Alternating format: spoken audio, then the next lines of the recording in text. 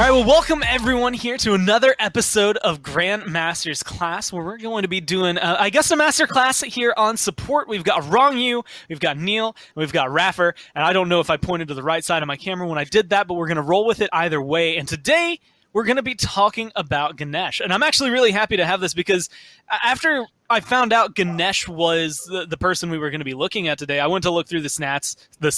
I don't know what snats are. And it kind of made sense. All of you have played him, but he falls into this weird territory as a support. And so, iRaffer, I actually think you've played him the most throughout all of this. You and Ronngyu have, but you have the most plays, at least here in Phase 2 as well. So I want to know, why do you pick Ganesh? Like, what are his strengths? What's he bringing to the game? His ultimate's really strong. I think the strongest part of it is that it's a 75-second cooldown, rather than the typical 90. So that also, you can time it really well. So let's say, for example, you have a fight, and then 75 seconds later you set up for another one. Based off your timers, that their ultimates are still going to be down. You have that 15-second window. So I feel like that's like a great strength about him. His early isn't the best, like in lane and stuff. So I feel like if you do survive that, then the strengths kind of counteract people. Like I feel like the Ganesha's silence is really strong versus Terra. Let's say, for example. I'm not saying he's better than Terra, I'm just saying that's just one counteractive point of him, And so, yeah, he's got like a couple of things there that you like picking him up, but for you, it's really the ult. Ronngyu, you've also played him pretty consistently throughout the year. It's come up at least more often for Sanguine than some of the other teams. What do you like about Ganesh that keeps you bringing him back?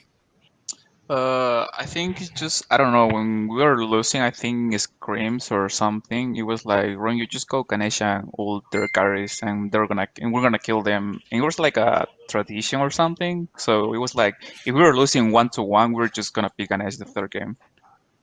But yeah, I think I like Ganesh because his damage, because I think I build damage against Renegades, I build Soul Reaver and Ethereal, and I literally one-shot Barracuda, I think, in late game. So I think it's just the power of his ult that you have. Oh yeah, his ult is incredibly strong. His damage, it's one of those gods that comes through, and it does surprisingly more than you would think, and especially considering how he looks. And Neil, you're of the three people here that have played him the most competitively. You actually, on the Knights, have had the least amount of games playing Ganesh. So I'm wondering, like, what is it for you specifically that makes you bring him out when you do, even though it's these smaller windows? I think of it kind of like Raph, like what he said. He's like, it's good into Terra kind of thing. I think he's just really strong to certain characters. I think that you could kind of just pick him whenever if you were comfortable with him, because like Ronngyu said, he does a ton of damage. So there's a lot of playmaking potential with that. But generally for me, I just think it's a pretty good counter pick. It's like the silence is just it's so annoying. Like I cannot stand that silence. It is so frustrating to play against. And yeah, I think I typically like building more damage than most of the other supports in the league, and I think that's a character that's really good to itemize damage on for sure. And I actually want to ask you, Neil, because other teams like Ghost haven't picked Ganesh at all throughout all of this, and I was kind of wondering, style of play wise, Sanguine, Spacestation, they tend to play in a very similar style. You get to the late game and then they just beat you up, but you guys like to be a little more aggressive. Does that kind of factor into the reasoning that you don't pick him up as much as some of these other teams? Yeah, I think so. I think stylistically, like Raph was saying earlier, it's just the early game of that character isn't that incredible. Mm-hmm. When you hit like level 5 onwards, it feels a lot better, but even still, not like a Hercules or something where you're really always pushing the initiative, and also not the most traditional dive character. He definitely has a lot of potential with that ult, like Ron, you said, you drop it on a carry, you can one-shot them basically, but I think stylistically it's just more of a team fight. Will stalemate the early mid kind of character, and I think that fits teams like Sanguine and Space Station a lot more than someone like Ghost for sure, or like us sometimes, yeah.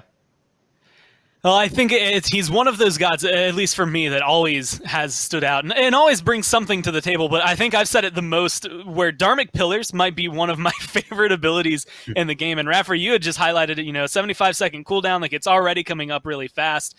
But are there any like true weaknesses? It does slows, it has protection shred.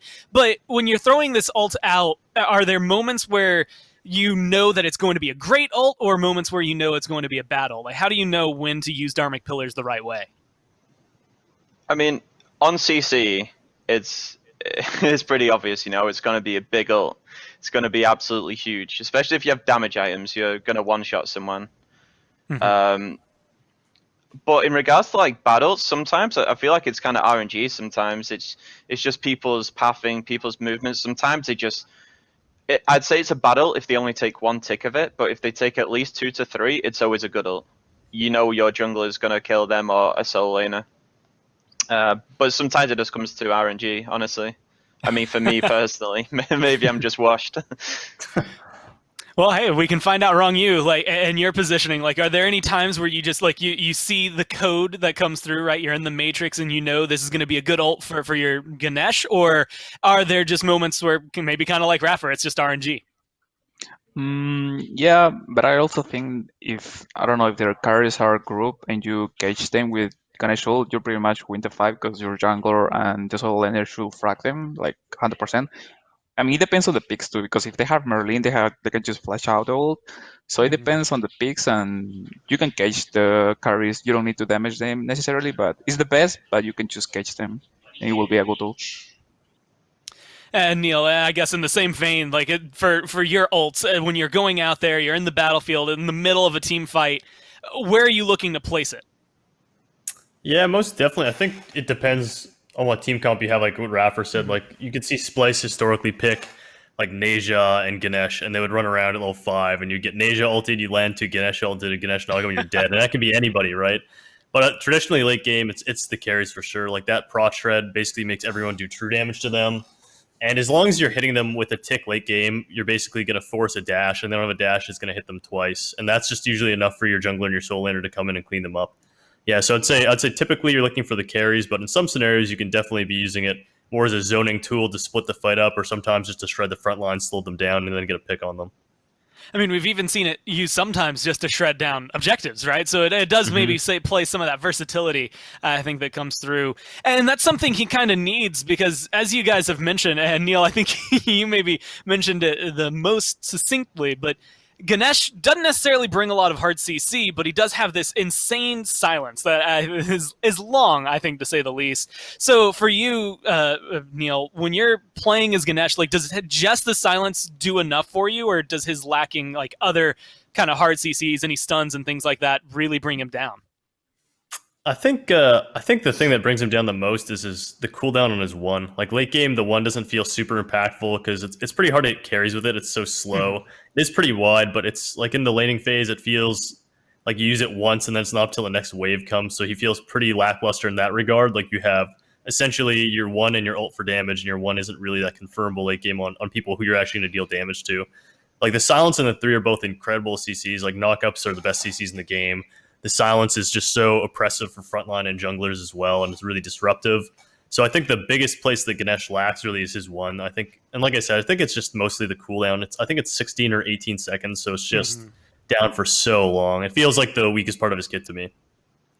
Well, iRaffer, actually, while we're talking about Turn of Fate, I kind of want to ask you, when do you know to use it maybe for damage versus using it to buff allied gods? Because it's one of those things that it technically has that second feature, but do you ever find yourself using it for your team, or is it only for damage for you? I would say the one. In a team fight, I'll look at hitting at least one carry with it. I won't touch a front line. I literally just use it on one of the back line because it's going to hit them for a few hundred, you know, especially with the ult too. And then you just run back and peel afterwards. So in team fights, I wouldn't worry about the damage. I would say the damage is only typically for sieging. That would be your only time you'd look at damage, in my opinion. Hey, if it works out for you, then it works out for you. But Ronngyu, I guess we'll go towards you now, just to get your kind of thoughts and feels on it. Like Neil said, his one long cooldown maybe kind of brings him back. But does the lack of any other hard CC and only having the silence make Ganesh a little more iffy for you, or do you think the silence is enough for him to make sure he has a mainstay pretty much anywhere? Yeah, I think his silence is broken because I don't know. You have to use an ability to cancel his ability, and it's gonna be worth for if you're CCing a support and not the carries. So it's kind of trade, but I think he's good. But at the same time, I think he's killable because if he's not with his team or he's just doing oracles or whatever, you can I don't know get his dash so easily. So also that his dash is kind of easy to get it. So I don't know. It's hard to say it, but yeah, I think the Mhm. same as Neil. So he's one of those gods that we've already discussed. Like, he has an insanely good silence. His ult can be really good, if you're maybe lucky, I guess, if you're Raffer and the RNG goes your way, or you box in the carries. But where does he maybe find some of those weaknesses? If you're picking him, what are you trying to counteract? Neil, you had already said that he has some long cooldowns that are something you have to keep in mind. But are there anything else that you're always thinking about when you're playing Ganesh, just to make sure you don't take like one step too far, put yourself into the enemy's hands? Yeah, well, like Ronngyu said, he's pretty susceptible to be killed. Like, his dash is really short. He's pretty immobile in that sense.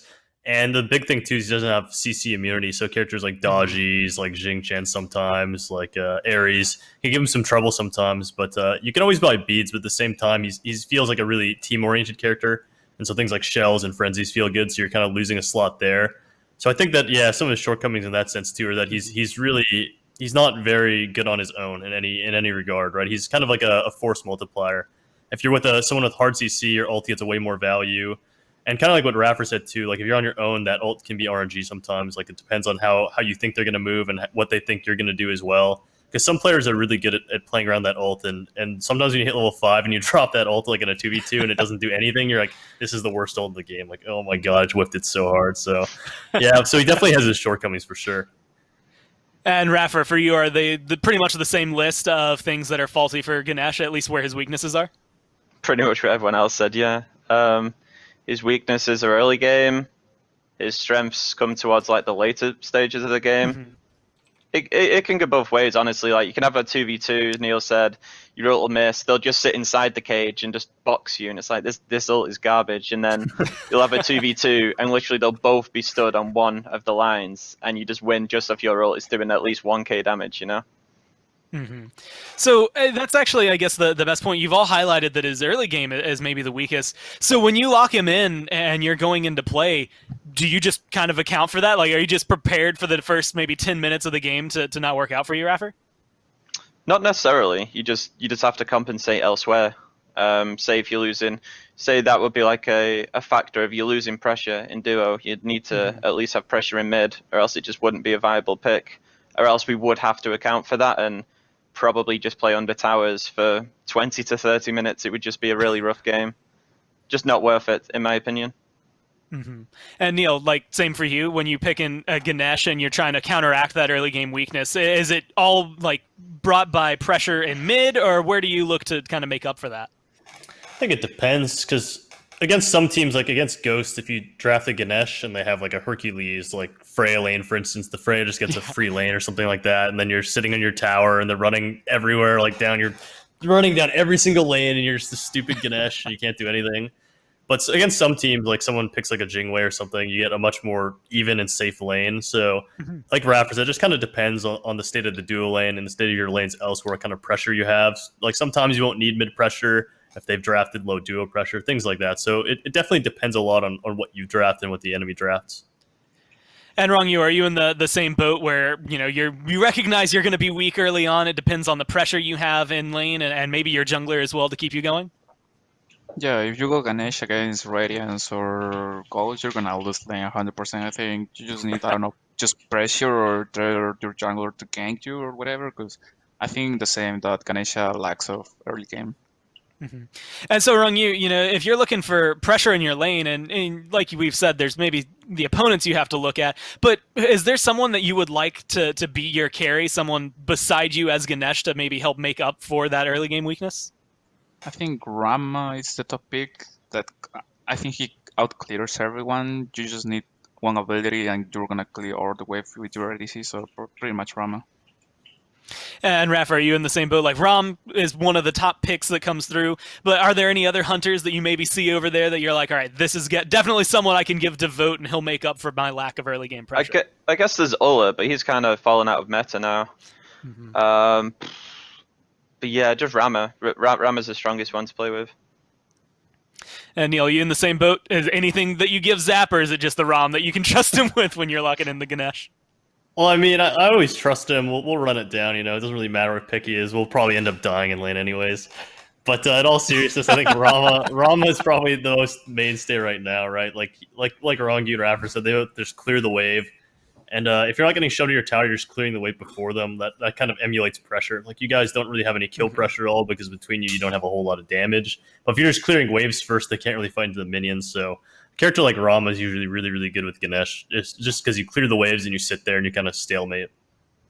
And Neil, if we expand that, so you get Rom, you're happy with your duo lane now. What else do you want on your team to maybe help with the Ganesh? Whether it's early game pressure or late game pressure, what other kind of gods are you looking at to make sure that he can have a good game? Well, I think there's kind of two ways you could play the Ganesh. Like, Spacestation plays really patient, and oftentimes they'll hit the front line and poke them a lot, and then when the moment's right, they'll dive. Or you can just play full dive and have the Ganesh just drop a cage on the carries and have the Jungler Insulator immediately go in and just try and one-shot the carries and end the fight. So I think it just kind of depends on what kind of draft you have. You can either play a really defensive, slow team fight kind of comp, or you could play a really dive-heavy character. Something like a Cullen or like an Amma that gets the fight started really well. So you drop the cage and there's the trigger's pulled, everyone's diving kind of team comp. So I think those are kind of the two ways you should probably play it. There's a lot of different things you can do, though, for sure. Like, it just, I think, comes down to mostly stylistic choice of the teams. And Raffer, what about for you? Are there any gods that you, when you lock in this Ganesh, that you want your team to have, like something Cherio needs to pick or that Nika needs to be playing? Or is there kind of a smattering that you're comfortable with?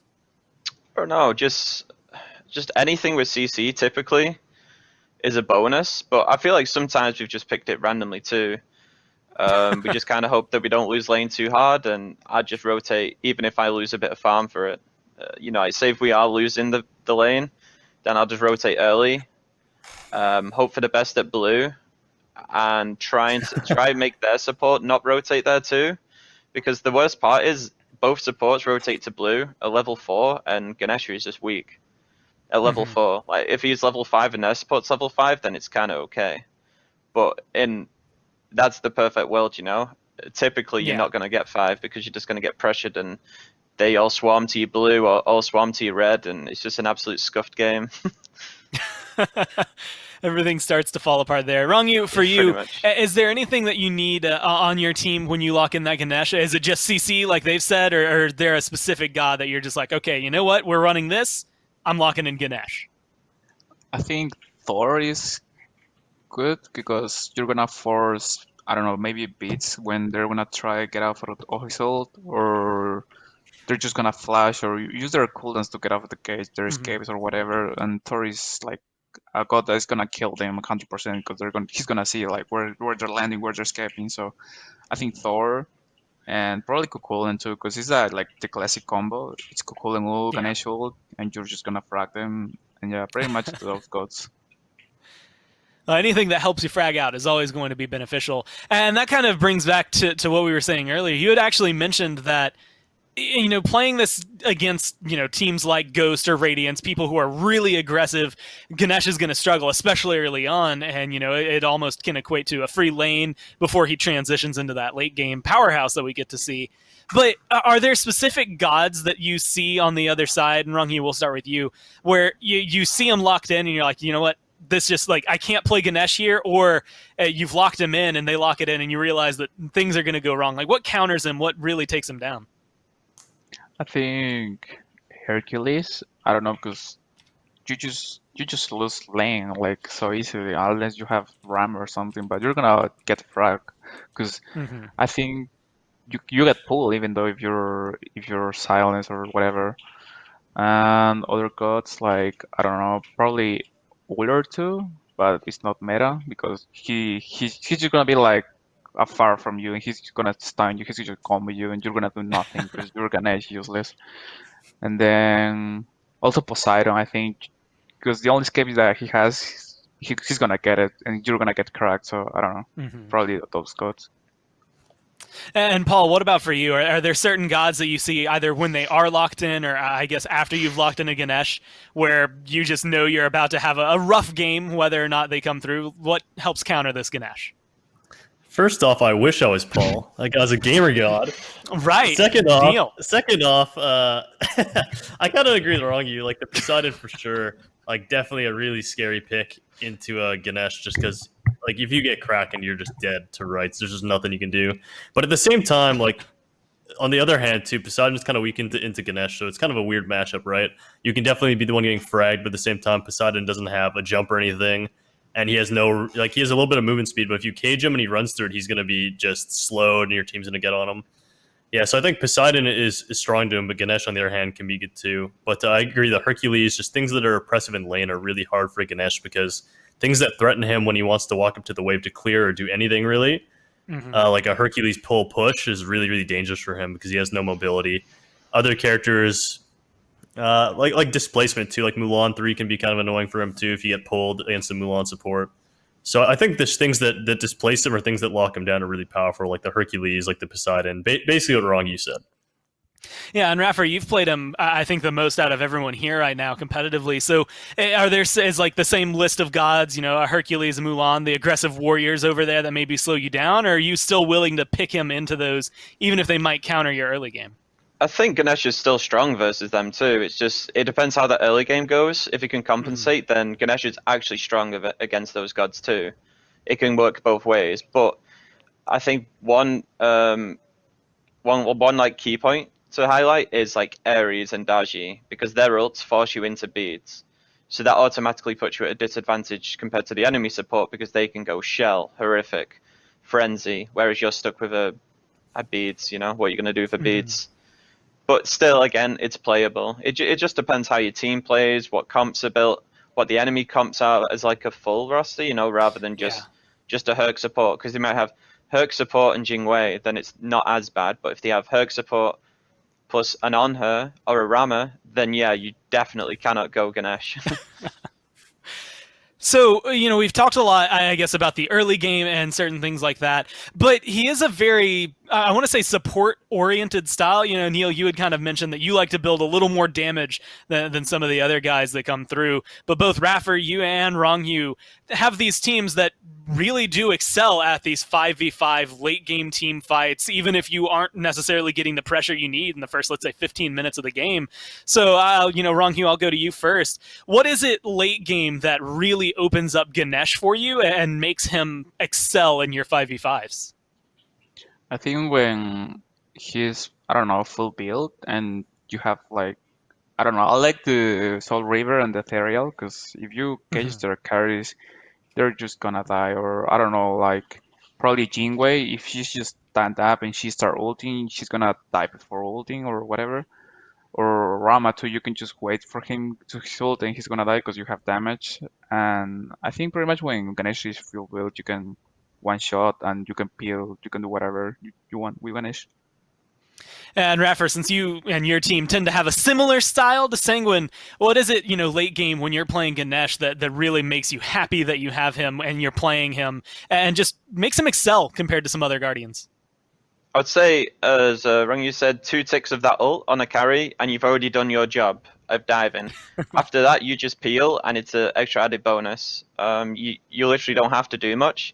You just hit that 1 or 2 ticks, and you've already done your job as the guard. It's kind of like Terror in a way, You blink ult, and you've already done your job. After that, everything's a bonus. So yeah, he brings that's good. But also, like, you can build damage. He can legit just one-shot people. He doesn't even need people to dive once you build that amounts of damage. I don't tend to do it that often, but I've definitely been looking into doing it.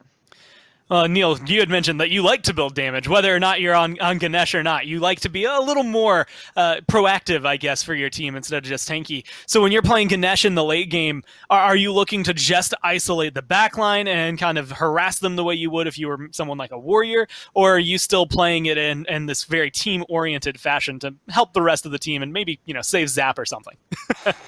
Yeah, I think the way Raffer kind of described it hits the nail on the head. That's when he's strongest, is when you can drop the cage on the carries. It's just such a safe long distance ability in that sense. You drop it on the carries, and then you're still with your own backline. So anyone tries to dive them, using the silence, breaking Magi's, getting beads on the enemy junglers, then knocking them up. Same with the soul laner. So, and those protections are no joke either, right? When a soul laner comes to dive your carries, he doesn't have any penetration really. That 2 is like 60 prots or something. That's a lot for your carries. So I think that in the late game, you're just dropping that cage on the carries, and it's doing a ton of damage. And even if they have a little bit of defense, it's shredding those protections. And then you have the rest of your kit just to help your backline survive. So he can be a really, really strong character in that sense, where he can be kind of like Terra, he said, like kind of in two places at once almost. You just drop your ult, then you peel back, and it just makes the team fight a lot easier for everybody. All right, so I have one, I guess, last question here about Ganesha. And honestly, I think this is going to be the toughest one of all, because I want to know from each of you, what is something about Ganesh that you three know competitively is something he's able to do that someone who's just now picking him up or trying to learn support with Ganesh specifically just wouldn't understand as well? And so I think, Raffer, I'm going to jump to you. Like, what is something that you would tell someone who is just now learning Ganesh? I would say that with the ult, if you look at the hitbox, there's 4 hard walls, in each corner, and you can use them to body block and kind of keep them stuck on the cage, sort of thing. So I'd recommend going into jungle practice, going against the bots, and then there's an Odin bot that runs up and down. Just try and practice the ult on that, because you can actually body block him, so he's stuck into the corner. It kind of bugs out. It's a weird one, but it's one of those where you just have to play it to see it. I would say just heavily practice that. That would be my main thing with Ganesh. Well, hey, that's a good one to practice. Neil, what about you? If you were telling someone right now who's learning Ganesh, what would you kind of give them to look out for, to learn, to just make him play at that next level? Yeah, I'd kind of agree with Raffer. I think the rest of his kit is somewhat straightforward, but his ult takes a lot of practice and finesse. And on that note, obviously, body blocking the pillars is huge. It guarantees you more ticks. But also, if they're running away from you, instead of putting it on the top end of the box, maybe try and use the line instead on the side, one of the sides instead, if they're running in a straight line, because it'll guarantee a few ticks. And if they want to run a straight line, it'll make them strafe instead. So that's a good way as well if you can't necessarily get them body blocked in the corners to guarantee a little bit more damage. And Ronngyu, what about for you? What's something that you would tell someone to help them learn their Ganesh? I think I can say, like, for example, sometimes I use my dash to get in wave or to go to the red or something. So pretty much save your cooldown, because as Ganesh, if you use your 3 or your 2 badly, your character is gonna get just full engage, and you have to save your cooldowns. I don't know, use your 3 to peel or to initiate. Use your ult. If you don't want to hit like your ult, just cage them carries. Like, it's a circle, you're not gonna miss it, so just put the cage on them and that's it. All right, that sounds great. I feel like I'm going to get better at Ganesh already. And thanks, everyone, for sitting down and chatting with me about this one for it. I think everyone's going to get some good eye-openers about Ganesh. But before we do go, I do want to say that you guys can, give some shout-outs, plugs as to where people can find you, when to see it. Obviously, during the SPL, when your teams are playing. But Ronngyu, if you want, streams, Twitter, where could people find you if they want to be able to follow up? My Twitter is Ronngyu, NNG, and I post when I play or when I stream. And Paul, where can people find you? I wish I was Paul every day. I keep saying Paul, dude. I'm so out of it. I'm so sorry. You can find me twitter.com. That's twice. Smite. Now you can find Paul me on Twitter at twitter.com/NeilMah, NeirUmah, and all my other socials are there, like my Twitch and everything. So if you want to come find me, go follow me there. It's got to be the 4-letter name, so I'm gonna figure it out. I'm gonna, if I say Paul during a cast at any point, I'm gonna start getting like a little electric buzzer for my hand to make sure I can correct it. Neil, I apologize again for that, but yeah, make sure you follow him. And Raffer, how about for you? Where can people find you? All my handles are just iRaffer, Twitter, Twitch. I don't know, Mixer. No, it's not really Mixer. I don't use that, but just all of them at iRaffer. Make sure to follow. Streaming pretty regularly now. A lot of Dead by Daylight too. So if you like that game, feel free to subscribe. Twitch Prime. Yeah, and use that Twitch Prime. Make sure they get that money. And for any of these guys, watch them, learn some more support. Maybe you'll get to see a Ganesh game in there as well. As always, you can subscribe for more content here. Leave a like if you enjoyed this video. And hit us up on Twitter at SMITEPro to tell us who you would like us to talk about next time on Grandmaster's Class. But until then, we'll see you guys in the battleground.